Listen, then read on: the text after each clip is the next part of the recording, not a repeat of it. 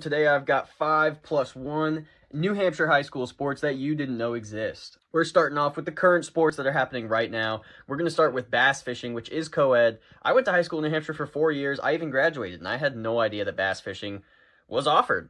The next one, though, I did know about is golf. Golf is co-ed, boys and girls. They have 3 separate divisions. And then the last fall sport is actually spirit. A lot of people don't consider this to be a sport, which I always thought was strange. It takes a lot of coordination and teamwork and athletic ability that a lot of people just don't have. So I was always really impressed by spirit, and that's a really big one lately. So the first winter sport that I wanted to highlight is actually the one that inspired this video. It was girls ice hockey, and I say that because as a Pinkerton grad, I was there when they created the girls ice hockey team at Pinkerton in 2018. That was big news at the time, and it was something I hadn't really thought about. Next up for the winter sports, we have bowling.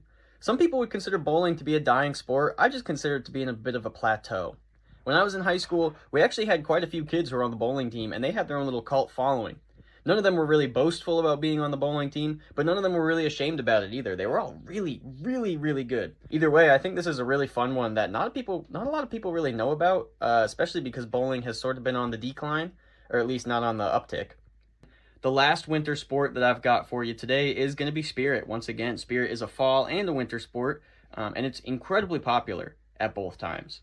And then last, and I would say least, is the spring. Not really anything interesting in the spring other than the stuff you're already familiar with. So thanks for watching. Really appreciate the support, and I hope you all have a good one.